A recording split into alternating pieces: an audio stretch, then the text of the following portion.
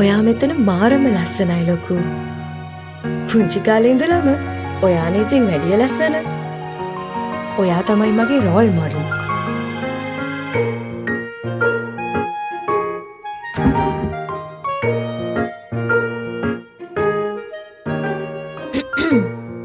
මං ඒත් බැලුවා මොකද මෙයා එන්නෙම ග්ලෝ වෙන්නේ කියලා. තියන්න. මොකද්ද ලොකු? නෑ නෑ තියන්න. හරි හරි.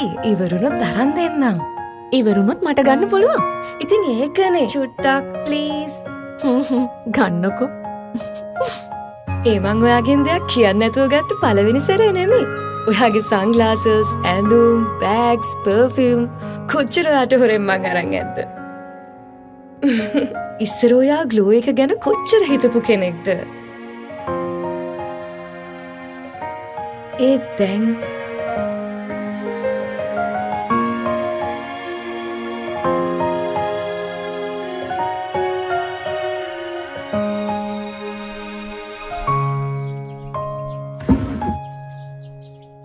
පවුලේ වගකීම්, යුතුයකම්, රාජකාරි වැඩි වෙද්දි ඔයාට ඔයාගේ ග්ලෝ එක ගැන හිතන්න වෙලාවක් නැතුව ඇති.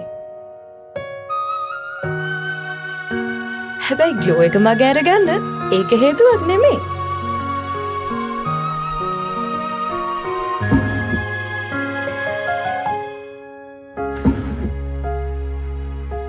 පවුලේ වගකීම් වගේම ඔයා ගැනත් හිතන්න.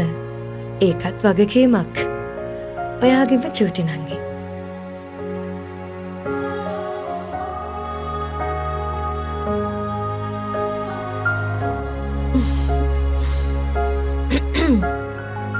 ඔන්න මං ඔයාගේ ණය බේරුවා.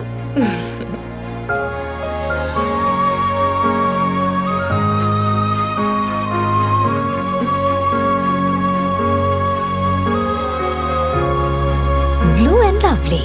හැමදාම ග්ලෝ වෙන්න.